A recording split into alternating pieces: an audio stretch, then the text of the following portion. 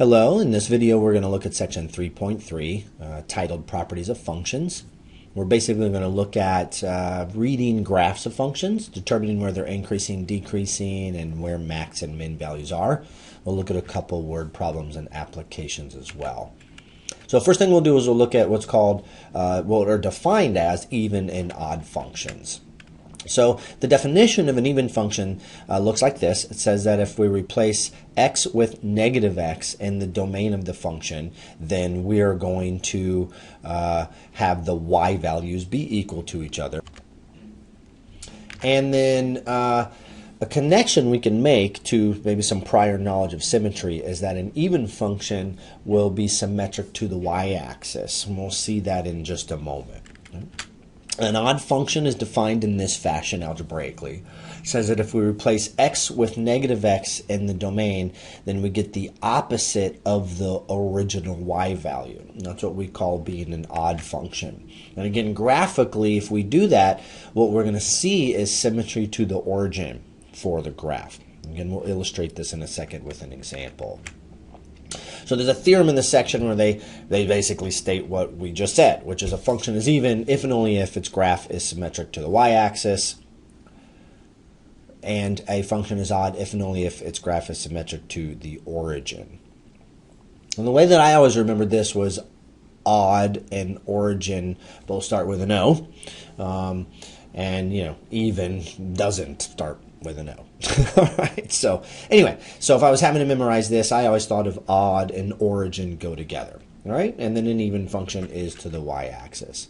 It's definitely possible we could have a graph that has neither of these symmetries. Okay.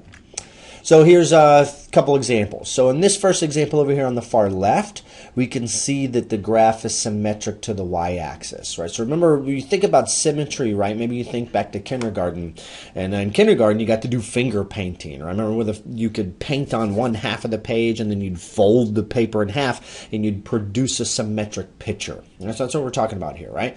Kindergarten was a great time. I loved finger painting. So hopefully you enjoyed it as much as I did. So here's a graph that is symmetric to the y-axis. We're going to call this graph an even function, right? Here's a graph that's symmetric to the origin, right? So in other words, this point has a mirror image through the origin, right? This point has a mirror image through the origin. This graph has symmetry to the origin. Now the weird thing about symmetry to the origin is I can't really fold on the origin. Right, so like if we come back over here to the graph on the left, I can kind of fold on the y-axis and the graph lies on top of itself. I can't really fold on the origin. You can't fold on a point. That would be weird, all right? So we just kind of have to envision the symmetry through the origin to the other point. Oops. Right, and then this graph here in the middle doesn't have either symmetry. All right, there's no symmetry to the y and there's no symmetry to the origin. In particular, this point does not have a symmetric point through the y-axis, right? And then let's say this point does not have a symmetric point down here through the origin. So neither even nor odd on that graph. So quick quiz, right? If I give you this graph on the right, would you say that graph is symmetric to the y and even? Would you say that it's symmetric to the origin and therefore odd, or would you say neither? And the Jeopardy theme music plays, and you all choose odd, right? You choose letter B because this graph is symmetric to the origin, right? So this point has a mirror image here, right through the origin. The whole graph has symmetry to the origin. All right, so let's talk about if we were going to do this by hand with the equations, with the definitions, how would we test for symmetry or even and odd with the definition? So this is a little bit more involved, right, because it's not as visual. Visual is much quicker. Right? So here's three examples we'll work through real quick. So letter A, let's take a look at letter A. Does the function f of x equals x squared minus 5 have symmetry to the origin? Does it have symmetry to the y-axis, or does it have neither? Right? Is it even, odd, or neither? So first thing I'll do is let's test for is it even, right? So what I'm going to do here is I'm going to replace x with negative x in the original equation. So I'm going to come back to my original equation right here, and I'm going to replace x with negative x, and that's what I'm doing right here. Here's me replacing x with negative x. So I'm going to have negative x squared minus 5. And if you think about this for a second, negative x squared is negative x times negative x, which is positive x squared. And so I simplify to this. Okay. Now think of a number for a second. If I plugged in negative 3, what would negative 3 squared turn out to be? Well, it'd be negative 3 times negative 3, which is positive 9. Or in other words, positive 3 squared. So negative x squared would be positive 3 squared, right? Negative 3 squared would be the same as positive 3 squared. So I'm going to simplify in this fashion. And notice that this is exactly my original equation, right? This is my original equation. So for this particular case, when I plug negative x into my equation, I get back the original equation. So since those two things are equal, I'm going to say that it's even. Now what I could do real quick is I could bring up my graphing calculator and turn it on, and I could graph, let me turn off these stat plots that I have here. I could graph y equals x squared minus 5, and from my graph, let me do zoom 6 to graph here, I can see that graph definitely has symmetry to the y-axis, and it is going to be even. Right? So the visual connection here is that it has symmetry to the y-axis, and it's even, and that's what we're getting visually here with the algebra. Now technically I'm supposed to check to see if this is odd as well. So if I check to see that this is odd, here's what I'm going to do. I'm going to look at the prior work that we had. So is f at negative x, oops, I didn't mean for that to come up yet. Is f at negative x equal to the negative of f of x? Are these two things equal to each other? Question mark. So I already did f at negative x. We did that in a prior problem. F at negative x came out to be x squared minus 5. Then I'm going to go ahead and find what's the opposite of f of x. So I'm going to take the opposite of the original equation. I'm going to take the opposite of the whole equation, right? So I'm going to distribute this negative sign into here, and I'm going to get negative of x squared, and negative times negative gives me positive 5. So here's the result for f at negative x. Here's the result for the opposite of f of x. These two things are not equal to each other. So these two things are not equal to each other. So the definition is not valid, and therefore the graph does not have symmetry to the origin. And again, I can pull up my graphing calculator. I see pretty easily this point here does not have a mirror image down here, right? This point up here does not have a mirror image down here, so the graph is not symmetric to the origin. So that's how I would test for symmetry if I was doing this by hand, right? So let's take a look at the next example. Letter B is g of x equals x cubed minus 1. So again, if I test is it even, I'm asking does g at negative x equal the original equation g at x. Now in this case, when I plug negative x into the original equation, I get negative x cubed. And think about what that is, right? Negative x cubed is negative x times negative x times negative x.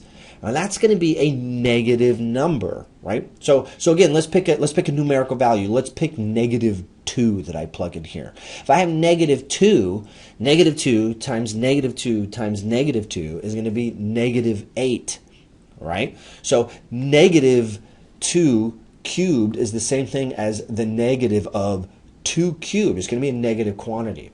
So anytime this is an odd exponent, this is always going to turn out to be a negative of x to the odd exponent. If this is an even exponent, every time it's going to turn out to be the positive with the even exponent. All right, so whenever you square a negative, it turns out to be a positive. Whenever you cube a negative, it turns out to be negative. All right, that's kind of the rule I'm following there. All right, so here's g at negative x. And notice g at negative x is not the same as the original g of x. Here's the original g of x. Here's g at negative x. Those aren't the same. All right, so since they're not the same, then that graph is not even. It is not symmetric to the y-axis. So let's bring up my calculator real quick. Let's plug in, let me click clear. Let's plug in x. I'm going to do the caret key raised to the power of 3. So there's x cubed, and then I'll do subtract 1, and let me graph. And we can see pretty easily no symmetry to the y-axis, not even, right? This point right here does not have a mirror image on this side, not symmetric to the y.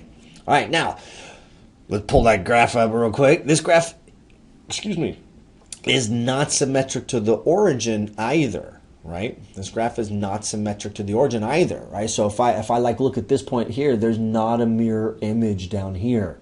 So let's see that happen algebraically. Right? So is g of x odd, right? So we already did the g at negative x part. We did that prior. Here's that guy. And then now let's do the opposite of g of x. So if I do the opposite of the equation, I'm going to distribute. I'll get negative x cubed plus 1. So there's that. Right? And so that is not true either. So this is not odd. So we would say letter B is neither. It's neither even nor odd. Right? So let's take a look at part C real quick. So 5x cubed minus x. So if I plug in negative x to the equation, right? So I'm going to plug negative x into the equation. I'm going to get negative 5x cubed plus x. And this is 5x cubed minus x. That's not equal to the original, right? So those two aren't equal, not even. Now, if I compare f at negative x to negative of f of x, and they're using the letter h here, I apologize, h at negative x and the opposite of h. Here's again from the first part, h at negative x. The opposite of the original equation is negative 5x cubed plus x. Those two are equal to each other. So since these two are equal to each other, then the equation is odd. So I should be able to graph that on my calculator, and I should be able to see symmetry to the origin. So let's do that real quick. In fact, actually, let's do this. Let's use Desmos to graph this on the calculator. All right, so if I'm graphing y equals 5x cubed minus x, I'm going to do y and then equals, I got 5x, and I'm going to hit this button. It's going to make an exponent for me, and I'm going to punch the number 3. And then I'm just going to hit my right arrow to jump off the exponent. So I got 5x cubed and then minus x, and there's that graph. Let me zoom in a little bit, right? So we can see from this graph here, there's definite symmetry to the origin, right? This point and this point are symmetric to each other, right? This point and this point are symmetric, so there is symmetry to the origin there, all right?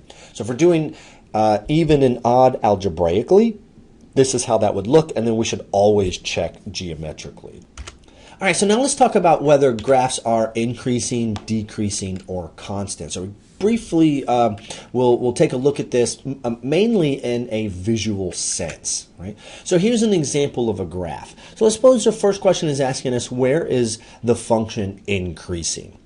So the way that we're going to always do this is we're going to agree that we're going to read the graph from left to right. Always going to read the graph from left to right.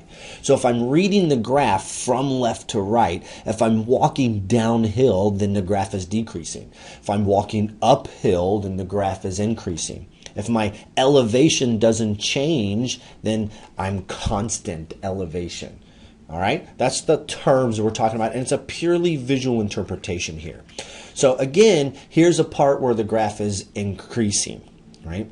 Now, when we ask the question, where is the graph increasing, we're always referring to the domain value. So we want to talk about what x values does the graph increase over. That's how we're kind of answering it. So here's where the graph is increasing. What are the x values where that occurs?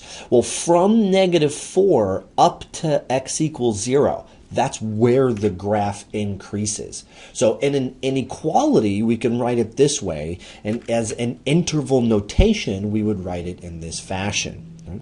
Now, if you need a little bit of review on interval notation, post a question on the discussion board and Blackboard about it, or do a quick Google search for interval notation, and you'll find some examples for you. And I have some, for you in Blackboard as well in the additional resources part. All right. All right, so that's where the graph is increasing, and there's no other places where the graph is increasing. No other places where we would be walking uphill from left to right. So let's suppose the question says, where's the graph decreasing? So here's one part where the graph is decreasing, right? The graph is decreasing, again, when x goes from -6 up to x of -4. right? Here's that x. So when x goes from -6 to -4, the graph is decreasing. Right? And we're going to write that as an inequality or most likely as an interval, right? Keep in mind, this is not an ordered pair. This is not an x comma y ordered pair. This is an interval of x values. Now, there's another place where this graph is decreasing, right, in that section. All right, and where does that occur? Well, when x goes from 3 to 6, the graph is decreasing. So the graph is decreasing over the interval of domain from 3 to 6, and then there's the interval notation for that. All right, now let's suppose the graph, well, the question is asking, where is the graph constant? So there's that one piece where the graph is constant, and again, the x values from 0 to 3 are where that occurs. There's my inequality, and there's my interval. All right, so again, this is purely a visual interpretation for us in this course. If you go on to a calculus class, you'll learn how to do this by hand, right, analytically. But in an algebra course, this increase, decrease constant is purely visual. So here's a quick little quiz question, right? So is the function below increasing, decreasing, or constant on the interval 0 to 1? And again, remember, this is domain interval as x goes from 0 to x equals 1. So as x goes from 0 to x equals 1, as we move in a left to right fashion, the graph is decreasing over the interval from 0 to 1. So we're going to choose letter B, the graph is decreasing. All right, now the next thing we're going to do in this section is we're going to determine where the graph might have a local max or a local min value. And again, this is very visual. So when we talk about a local maximum, we talk about really kind of like the peak of a hill, right? That's the local maximum where the graph kind of turns around and changes direction.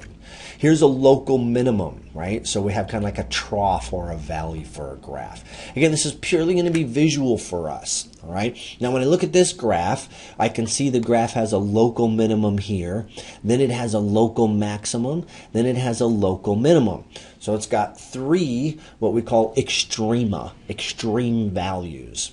All right, we got two local mins and one local max. So let's suppose the first question says, at what numbers does f have a local max? So the graph has a local max at x equals 1. So that's how we're going to answer that question. You know, where does f have a local max? It has a local max at x equals 1.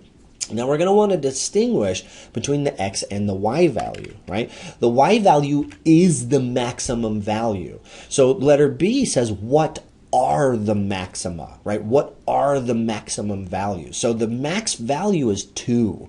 Right? So this maximum that we see at this point, it occurs at x equals 1. The max value is the y value. When you look at all the y's on this graph, the y is what's maximum. So we're going to say the maximum is y equals 2. It's important for us to distinguish between those two, all right?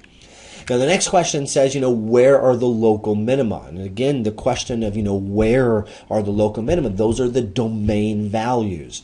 So when I look at my graph again, at -1, at x equals -1, there's a local minimum, and at x equals 3, there's a local minimum. So that's the location of the minimums. And then if the question is, you know, what are the minimum values? It's the y value. So the y value of 1 is a local minimum, and this is a y value of 0.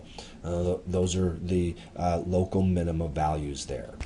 All right, so the last question in this problem says, list the intervals on which f is increasing and where is it decreasing. And that should be a pretty easy thing to answer at this point now that we have kind of identified where the max and min values are, right? So we can see I'm decreasing into this minimum, and then I'm decreasing into this minimum, right? I'm increasing from here to here, and I'm increasing from here to here.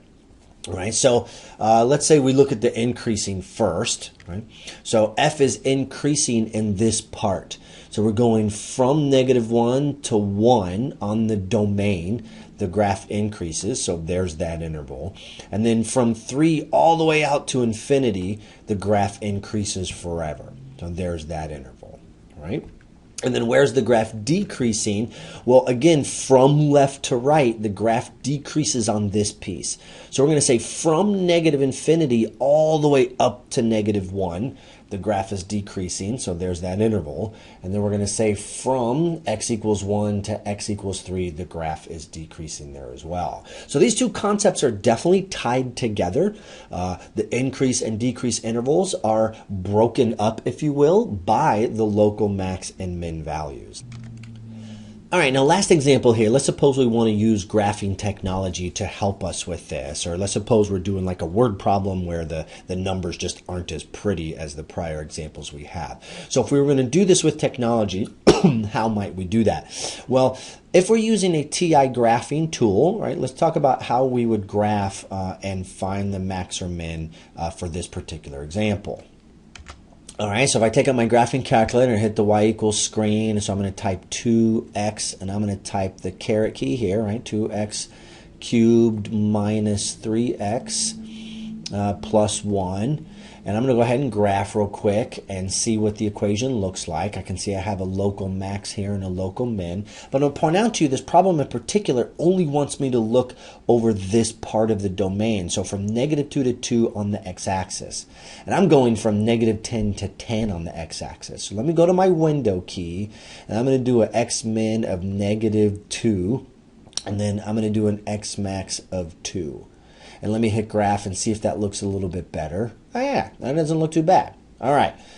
So there's my local max. Here's my local min here. I could probably adjust the y values a little bit better. It looks like between like -5 to 5 are the mins. So let me just adjust that a little bit. Let me do -5 to 5 and see if that makes it look a little bit prettier. So we see a little max and min. It looks a little nicer. All right, so let's suppose we're going to find the maximum first. Here's how I would do this on my TI. So I'm going to do second trace, and when I hit second trace, it brings me to the calc menu. And you can see 3 and 4 are max and mins. Now I chose to do the max first, so let me pick max. And it's going to bring me back to my graph, and it gives me a blinking error. First thing it's going to ask me is for left bound. Now here's what that's asking for. So if I hit my left arrow here and I come back to my max, what it's wanting is for me to move a little to the left of the maximum. So I'm going to move a little to the left of the maximum. You know, probably about 5, 6, 7 clicks is far enough, right? So I'm going to hit enter. I'm going to say, here's the left bound. Click enter. Say, there's your left bound. Now it changes the question. It says, what's the right bound? So I'm going to go back to my max value, and then I'm going to click to the right a couple times. 1, 2, 3, 4, 5, 6, 7 clicks. I'm to the right. I'm going to hit enter. And what I've told the calculator is between here and here, the maximum lives. So it says, do you want me to guess the answer now? I'm going to say yes. I'm going to say enter. Give me an answer. And it locates the maximum. So here's the x value of the maximum, and here's what the max value is, the y number. All right, and then I could go through the same process again to find the minimum. So if I do second trace and I choose minimum, number 3, it's going to ask for left bound first. All right, so again, I'm going to click my right arrow button until I get all the way over to the minimum value. And I'm around there somewhere. So I'm going to click to the left like 5 or 6 times. I think I did it 8 times, right? And I'm going to click enter, say here's the left bound. Now it wants a right bound. So I'm back at the min. I'm going to click to the right 5 or 6 or 7 times, say here's the right bound. So again, I'm telling it to look between here and here. So now it wants a guess. I'm going to click enter and say please give me the answer. And it's going to give me the x value and then the minimum y value there. All right, and then I did a couple screenshots here. Here's what those look like, right? So f has a local max at -0.7 and then a local min at +0.7. Now, let's suppose we wanted to do this on Desmos. All right, so I came into Desmos here and I typed in the equation that we had. And you can see what's really cool about Desmos is it automatically kind of guesses at points you're interested in. So you can see this local max here, it's already highlighting for me. So I can click it and emphasize it. And then down here's the local min. It's already highlighting for me. I can click it and I can emphasize it as well. So I can see the x value, right, where the max is located, and then what the max value is, right, the y value. And then here's, again, the location of the minimum, and then what the minimum value is. So pretty cool. Desmos just kind of guesses at the points in particular that it thinks I'm interested in. All right, and then so obviously, probably the last question on an example like this might be, where is it increasing or decreasing, right? So obviously, since we've limited ourselves to be -2 to 2 for our domain, we can see we're increasing from -2 up to this value. We're increasing, right? And then we decrease from here to here, and then we increase from here to 2. Right? So we're going to say the function's increasing from -2 to the -0.707. So again, from -2 to -0.707. And then again, we're increasing from positive 0.707 out to 2. Right? And then we're decreasing in between these two values. So from -0.707 to positive 0.707. All right, so that's everything we talk about in section 3.3. Again, as always, if you have questions, please post on the discussion board. Engage me and your peers with any questions that you might have. I'll see you guys in the next video.